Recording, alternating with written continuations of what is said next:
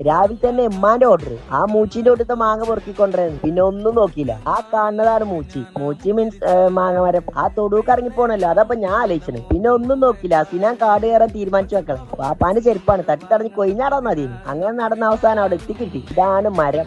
മരല്ല my. Sorry guys, ഞാൻ വിഷയത്തിൽ നിന്ന് തെന്നി മാറുന്നു. ഇങ്ങനെ നിലത്തുന്ന ഒരു മാങ്ങ കിട്ടി. കിട്ടിയ സ്പീഡിൽ തന്നെ ഞാൻ ആ മാങ്ങ തിന്ന് തീർത്തു. ഏത് മൂട്? മാങ്ങ മൂട്. തേങ്ങയാണ് പഴിച്ചിട്ടാട്ടോ.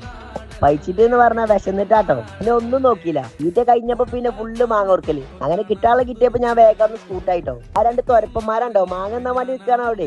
അങ്ങനെ ഇനി പെരി നിന്നിട്ട് കാര്യമില്ല എന്ന് മനസ്സിലാക്കി ഞാൻ പെരിന്ന് ഇറങ്ങി. 8 മാറാപ്പൊക്കെ എടുത്ത് നേരെ വിടുകയാണ് വയനാട്ടിൽ. ഞാൻ മാത്രമല്ല, ഒപ്പം കുറച്ച് തൊരപ്പന്മാരും ഉണ്ട്. അങ്ങനെ മഞ്ചേരി ബസ് പിടിച്ച് നേരെ വിട്ടു കോഴിക്കോട്ടേക്ക്. കോഴിക്കോട്ട് തൊരപ്പന്മാരെ കയറ്റി നേരെ വിട്ടു വയനാട്. അപ്പോഴാണ് ഞാൻ ആ കാര്യം മനസ്സിലാക്കണത്. വിശന്നിട്ട് ചെറുകുടിയിൽ പനിക്കുടിയിലെ തന്തക്കുളിച്ചുണ്ട്. അടാ മയിലെ ചോറാളാന്നാ പറയുന്നത്. വയനാട് വരെ പിടിച്ചെന്നല്ലേ പറ്റുള്ളൂ. ചരം കയറി തുടങ്ങിയപ്പോഴാണ് ഒരു സമാധാനമായത്. അങ്ങനെ കുറച്ചേരം പുറത്തേക്ക് തലയിട്ട് കണ്ട് അന്തം മുട്ട് നോക്കുന്നു. ഏതാ സെക്ഷന് ആദ്യമായിട്ട് പഞ്ചായത്ത് വിട്ട് പുറത്തു പോവാണ്. അതിന്റെ പൊലിവാണ്. അങ്ങനെ ഇതൊക്കെ കണ്ട് ദൃഢങ്കപ്പുളകിതിനായി പോയിക്കൊണ്ടിരിക്കാണ്. ഈ സ്ഥലത്തിന്റെ പേര് ഞാൻ മറന്നു പറഞ്ഞുതരാട്ടോ.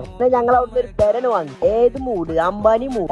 കണ്ടാ സോഫ കണ്ടാ? ഇവിടെ ഒരു കറങ്ങണ കസാല ഉണ്ട് എന്നാ പറഞ്ഞു. എടുത്ത് വെച്ചിട്ടാണ്. ഇതാണ് ഇന്റെ റൂം. എങ്ങനെയുണ്ട്? സെറ്റപ്പ് അല്ലേ? ആ മുക്ക് കിടക്കണാണ് ഇന്റെ ബാഗും ആക്രി സാധനങ്ങളും. ഇതാണ് ചോറ് വെച്ചിട്ട് സ്ഥലം. ഇതാണ് അടുക്കള പുള്ള. അടുക്കളത്തെ വാതിൽ തുറന്നപ്പോഴാണ് എനിക്ക് മനസ്സിലായത് ഒരു 50 ഫുട്ബോൾ കളിച്ചാൽ സ്ഥലം ഉണ്ട്. 5 മിനിറ്റ് കഴിഞ്ഞപ്പോഴാണെങ്കിലോ പെരുമഴ. തൂക്കിയല്ലോ നാഥാ. ബാക്കി അടുത്ത വീഡിയോയില്